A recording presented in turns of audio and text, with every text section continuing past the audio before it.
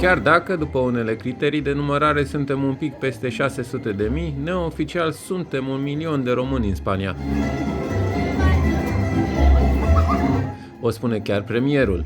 Hoy en España residen alrededor de 1.100.000 rumanos y rumanas.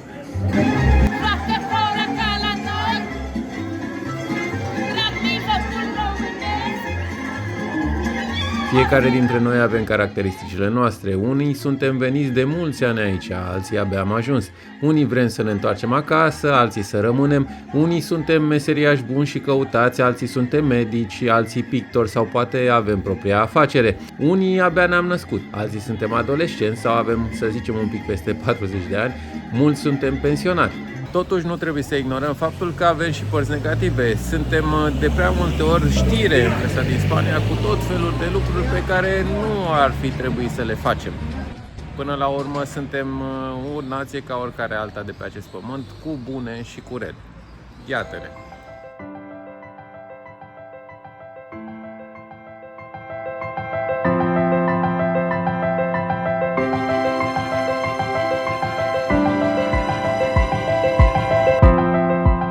Cu mâna mea peste roba ta aceasta, ATN. Care s-a îmbrăcit, a scăpat către numele Tău cel Sfânt. În Spania, ca și în celelalte țări unde am ajuns noi, este o numeroasă generație 2 de români, adică acei copii născuți departe de România. În Regatul Iberic sunt peste 150.000. Acum 20 de ani. Am venit fiecare cu câte un rucsac în spate și de multe ori ne mirăm dintr-un rucsac. Am făcut o casă plină. E gen Dora Exploradora, care scoate rucsacul, nu se mai termine. Da, da. Sfânta, curată, prea binecuvântată, mărita stăpână noastră de Dumnezeu născătoare și pururea Fecioara Maria cu toți sfinții să o pomenim. David, Carolina și Atenea sunt toți trei născuți aici, în regiunea Castellonului. Părinții lor au venit aici când abia ieșeau și ei din copilărie. Că aici e casa noastră făcută în 2, în 3, în 4, în 5. Și suntem fericiți. Trebuie să recunoaștem că al cincilea a fost o surpriză. Un cadou, da, Un da. cadou, nu ne-am așteptat. Domnul sus, dar iubitorule de oameni împărate, vine și acum bucuria Sfântului Tău Duh care sfințește toate și sfințește apa aceasta. Izvor de nestricăciune, fă pe ea dar de sfințenie, de zegare de păcate, vindecare de boli, am părăsire, de neatinse. Cu nuanțe, viața în Spania este ca și în România, cu lucruri frumoase, cu reinventări, cu speranțe și cu multă muncă, bineînțeles. Manipulez tot felul de mașini, parte electronică, zice, parte mecanică. Într-o fabrică de ceramică, pigmentul din ceramică. Tot ce se aplică într-un porțelan, e porțelan, ceramică, sticlă, e colorantul, pigmentul. De atâția ani deja sunt mai mult de 18 ani. Manipulez tot felul de mașinării, tot felul de faze, de la materie primă până la ultima fază. Se botează în apă de Dumnezeu Atenea, în numele Tatălui, al Fiului, al Sfântului Duh. Am lucrat într-un restaurant unde am fost bucătăreasă. După aceea am deschis noi un restaurant, după care am lucrat 13 ani într-un supermarket, în toate posturile și acum studiez. M-am decis să fac o schimbare în viața mea și sunt în al doilea an într-un curs de ghid turistic și birou de informații.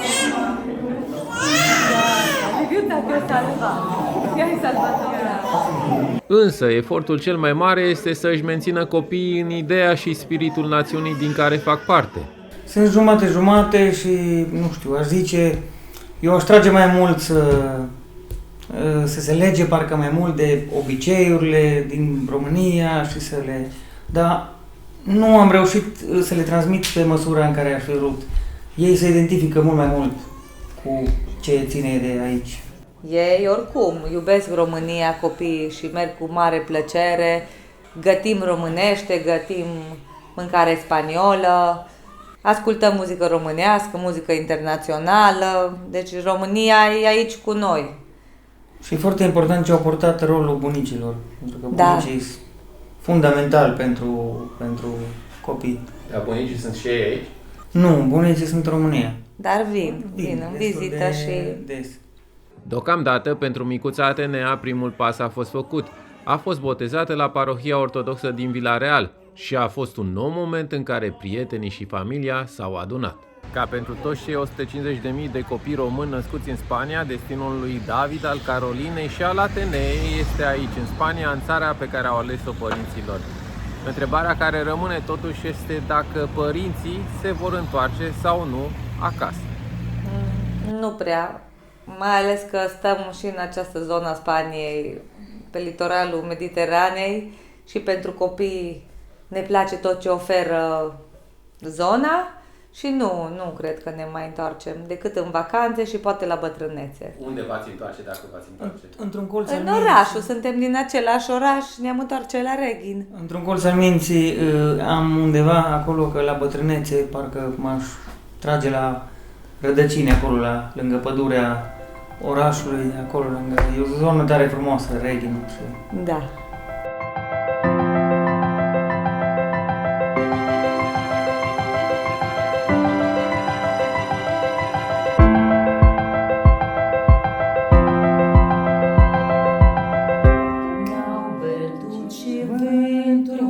Cuvântul neau. Neau, mai lung? Neau, bravo, și acum continuăm. Neagă Românie, țara mea de dor, munții tăi cu fruntea până sus la noi, codrii tăi străbuni și întinsele câmpii, leagă-ți de veacuri pentru a tăi copii. Maică Românie, din vești pe acest pământ, pe ale tale brațe români au fost și sunt.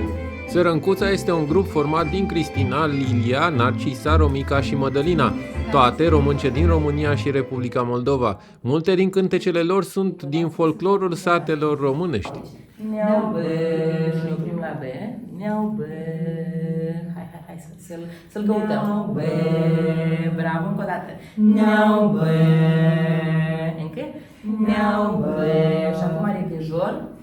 Ne-au bătut și vânturi, ne-au bătut și ploi, dorul și mânia au rămas la noi. Grupul repetă acum pentru ziua de 1 decembrie și pentru sărbătorile de Crăciun. Va fi o perioadă încărcată, pentru că multă lume vrea să le asculte, chiar dacă nu au foarte mult timp de când s-au unit în acest proiect. Am umblat din casă în casă la fetele pe care le cunoșteam. Suntem de la Moldova și mă duceam la fetele pe care le cunoșteam dintr-o zi de naștere. Am mers acolo la 1 martie sau am mers și am făcut anul nou împreună și tot le șopteam: haideți, fetelor, să facem un grup folcloric. Haideți, fetelor. Și credeți-mă că nu am găsit. Fetele au spus: am venit să facem bani, nu am venit să cântăm. Acum, cu fetele ne-am întâlnit întâmplător prin asociația ARO de Europeza. Suntem cu fetele împreună de mai mult de jumătate de an. Ca să putem avea un repertoriu, ne întâlnim o dată pe săptămână și repetăm, chiar la ore mai târzii, pentru că fiecare lucrează. Bună seara, seara albastră, oameni buni, la dumneavoastră, să aveți ani cu bucurie și noroc să fie. Melodii din folclorul românesc și din Moldova, bineînțeles că suntem din amândouă părțile, și cântece vechi. Ele ne areglează, ne aranjează, ne spune cum să facem, ce să facem, ce să cântăm, cum să cântăm, nu mai aștept. Lia, Larisa și Romica sunt din Basarabia, Cristina și Mădălina sunt din Muntenia, zona Dâmboviței. Lili Postolache este cea care are experiența necesară pentru coordonare. Am făcut conservator. Când am intrat la studiile de la Chișinău, de la capitală, Gabriel Muzicescu, da, conservatorul, dar am văzut că se poate de ușurat lucruri și de făcut alte lucruri care tot sunt interesante, care a educa voci. Îmi pare că știu a educa voci. La început a fost așa, ca un fel de hobby și pe parcurs încep să iubesc cât mai tare ce cântăm. Lilia este o foarte bună coordonatoare și râdem și glumim, deci îmbinăm plăcutul cu utilul. În aceste ore cât repetăm, chiar numai mult despre muzică este vorba, nu despre altceva, și atunci este ca o terapie, ești liniștit, chiar dacă este un timp, sunt 2 ore, dar este foarte benefic. Spune bulgăraș de noi.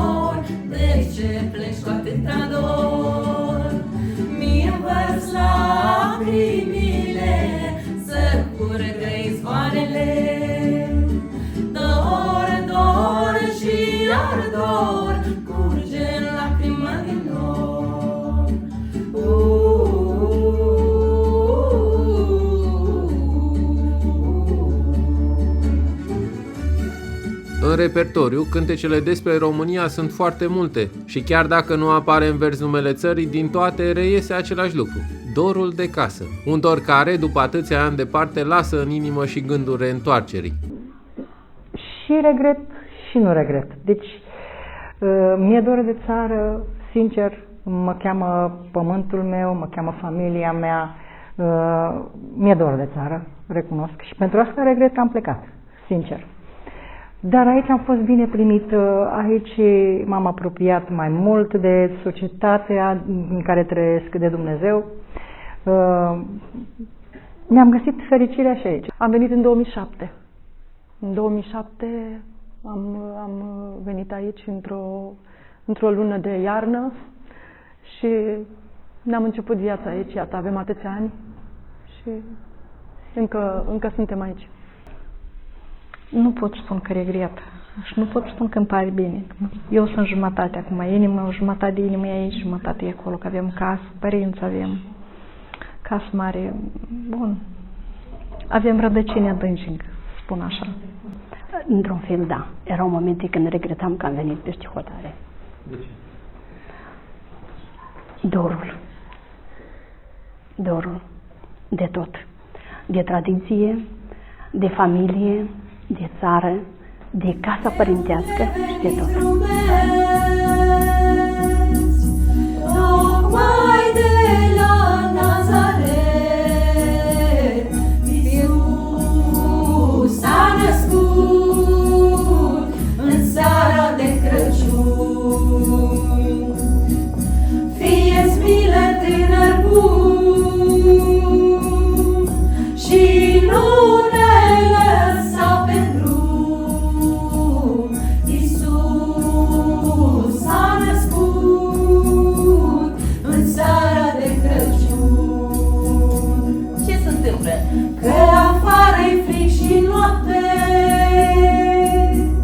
Maica Sfântă nu mai poate. Iisus s-a născut în seara de Crăciun.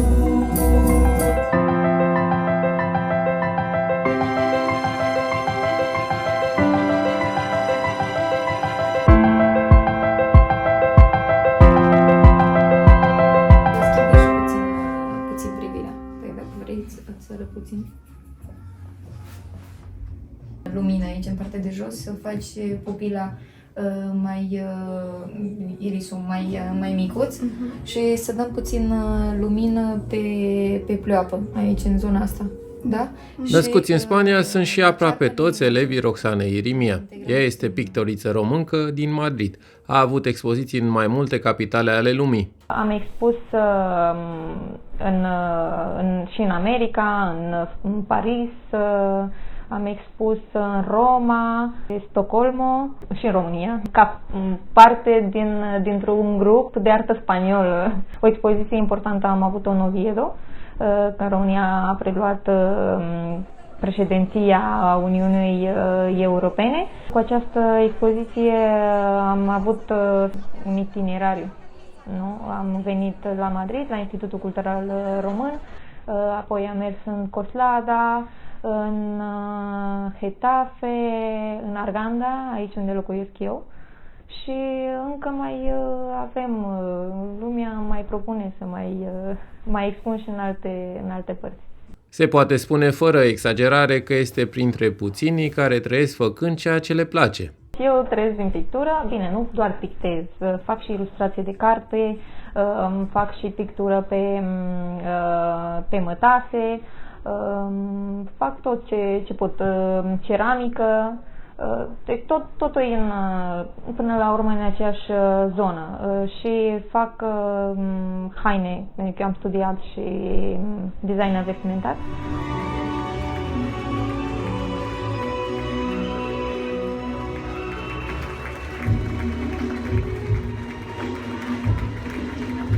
Roxana este din Pașcani.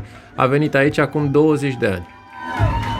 În 2004, după bacalaureat, am venit cu ideea să stau câteva luni, să pot face ceva ani și să mă întorc în România să urmez facultatea de arte. Unde se vorbește? În Iași. Da. Sunt din Pașcani. Te duci? Ai o relație cu locul unde te-ai născut? Din păcate nu vreau mai am o relație așa foarte apropiată, să spun. Aș vrea să mă duc, dar timpul și n-am mai reușit din 2016 să ajung în România. Și în Pașcani nu am mai fost de foarte mult timp. Cred că din 2007. Ca în cazul multora dintre noi, aproape toată familia și majoritatea prietenilor au decis să părăsească România. Eu am fost prima care a venit, apoi l-am adus pe fratele cel mare, apoi fratele cel mic, am 2 frați, apoi a venit mama și tata mai vine din când în când. Bun, uite. Da, prima dată o să-i dai așa peste tot, da, ai grijă la copaci, te rog. După care o să facem frunzele, da? Dar prima dată asta trebuie să facem. Pe lângă descoperirea noilor talente, Roxana Irimia își asumă și rolul de a întări calitățile de români ale copiilor care vin la ea. Da, majoritatea elevilor mei sunt, după cum am spus, sunt români, născuți aici.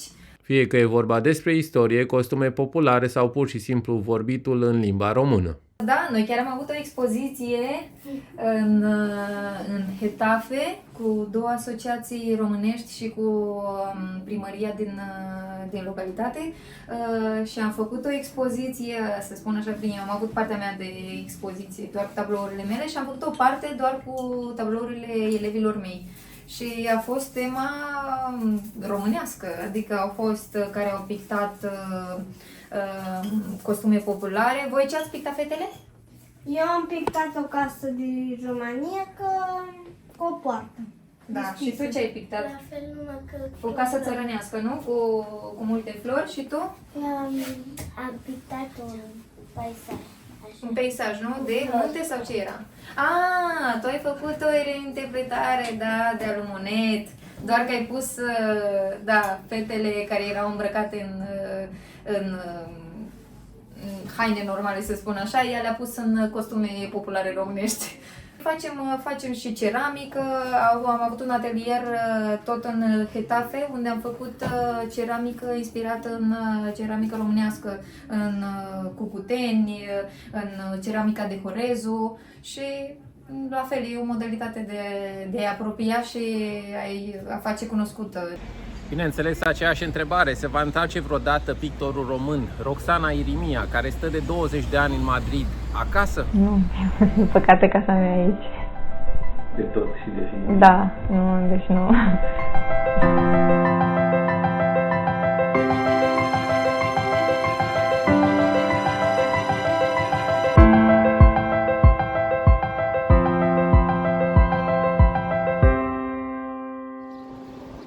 Personajul următor reprezintă 2 categorii mari din care fac parte mulți dintre români. Bună, sunt Clara, sunt din Sinaia, România și sunt în Spania de 18 ani. Clara este și a fost internă, un termen care aici este foarte folosit, empleado de hogar, adică angajată în casă. Este povestea multora dintre româncele din Spania și la fel cum e povestea deja din ce în ce mai mulți conaționali. Este și pensionară.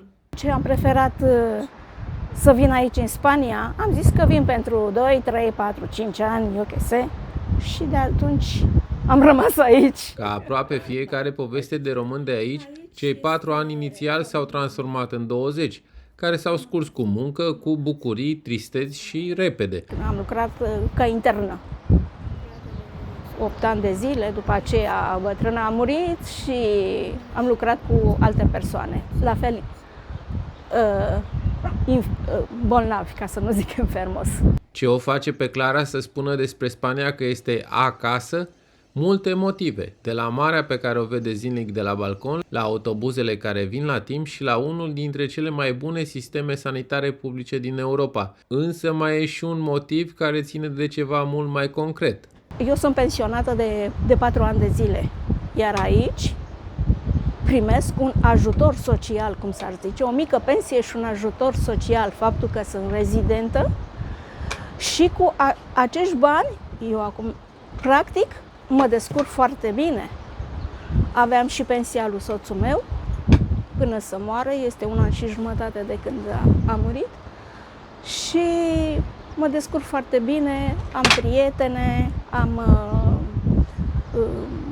și români și spanioli.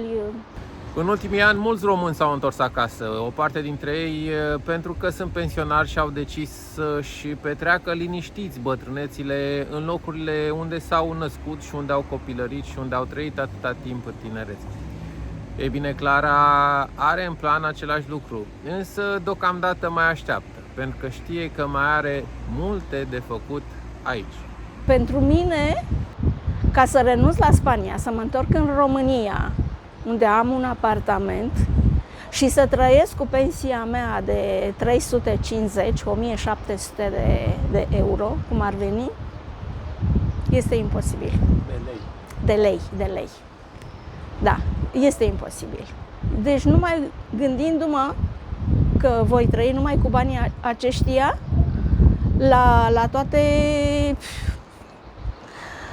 la tot ce se întâmplă și cu toate scumpirile care sunt acum și tot, nu, mi-ar fi imposibil.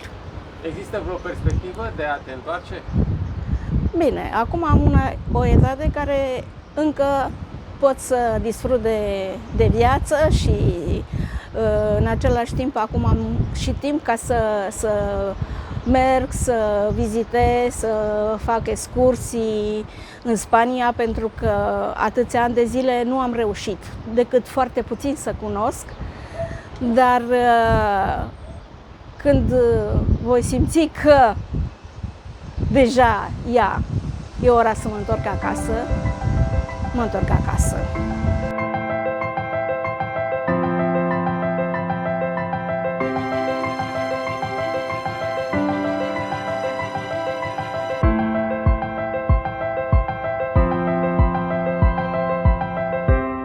În Spania suntem națiunea care are cele mai multe afaceri pe cont propriu deschise, un clasament care se păstrează așa de mulți ani, chiar dacă nu mai suntem minoritatea cea mai numeroasă.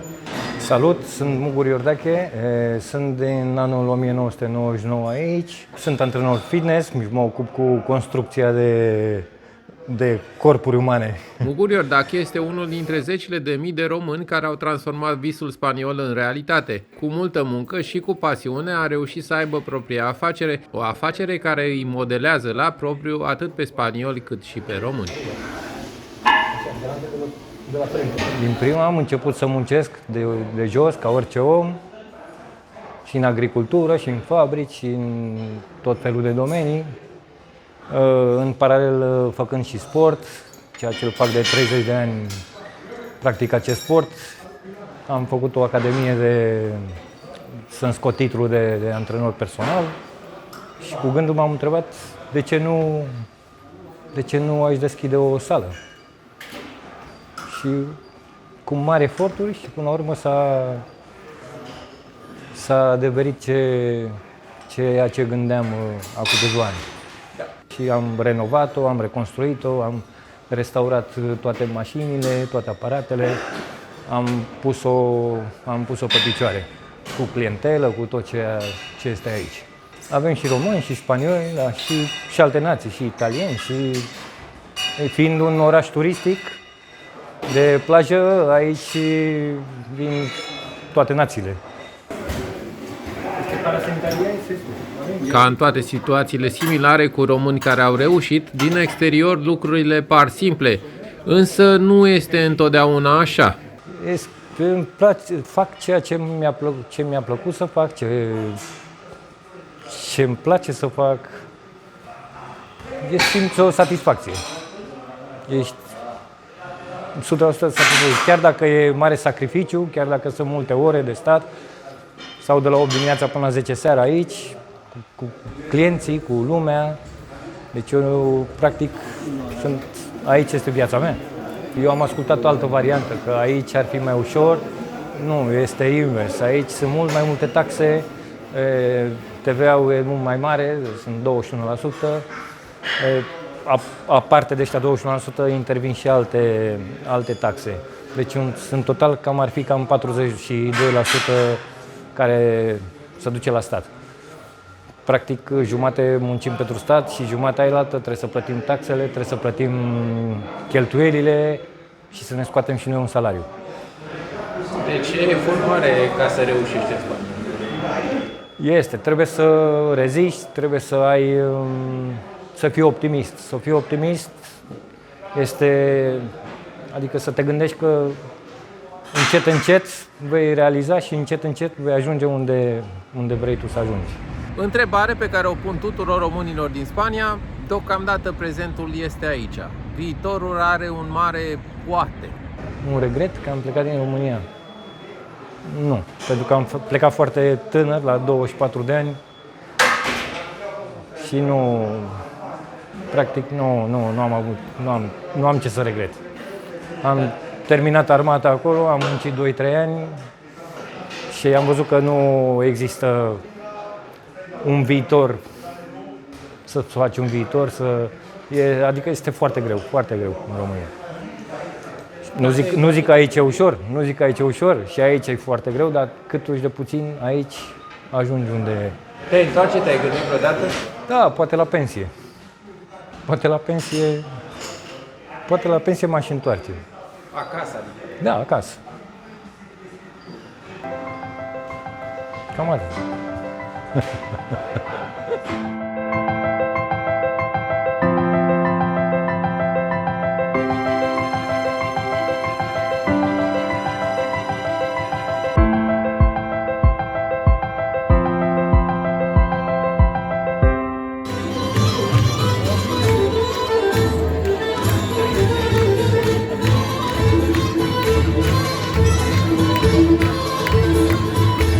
Orașul Castellón a fost festivalul națiunilor care au emigrat în Regatul Iberic.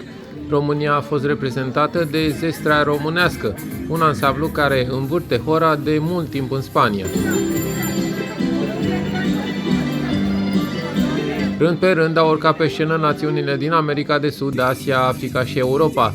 De multe ori, muzica din țări îndepărtate poate fi adaptată să sune ca la poalele Carpaților.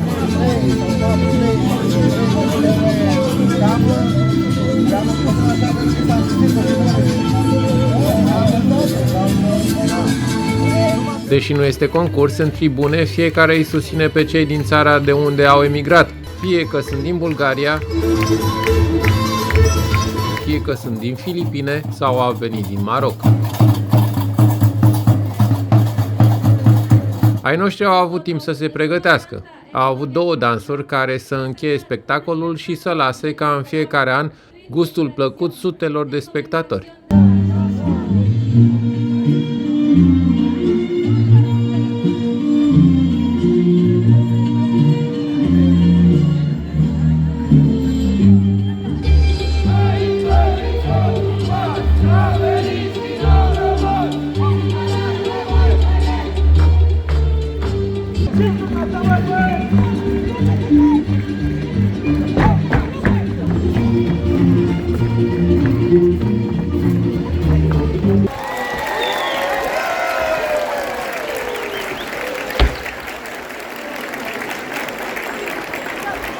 Bineînțeles, un alt dans implică alte costume, dar așteptarea spectatorilor a meritat.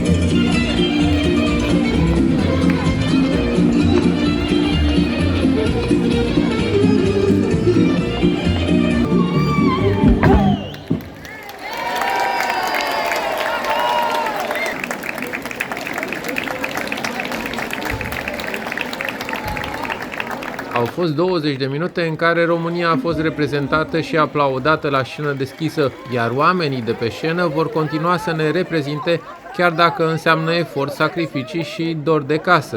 Ne-au invitat pe noi, grupul Zestrea Românească de Castelion.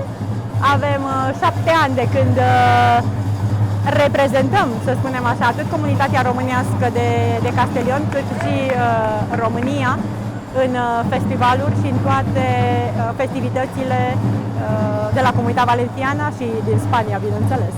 Suntem, să spun așa, mici ambasadori ai culturii românești în străinătate. Noi, cei care am plecat de acasă, am plecat, dar nu ne-am lăsat și tradițiile și obiceiurile, tradițiile le-am luat cu noi. Iar aici unde locuim împreună cu familia, încercăm să arătăm celor care trăiesc împreună cu noi, să le arătăm adevăratele tradiții și obiceiurile ale românilor. Cea mai mare mândrie este că facem nu o comparație, dar vreau să spun așa, noi aici în momentul ăsta am reprezentat România. Comunitatea care suntem aici în Spania, ne-am unit noi, eu știu cum, ne-am format. Mă bucur că nu suntem nici David Popovici, nici Timur Halep, nici Gheorghe Hagi, nu suntem vedete. Dar noi am fost România aici pentru 5 minute sau 7 minute cât a durat spectacolul, noi am fost România, a fost aplaudat steagul României și noi am fost acolo. Asta e super!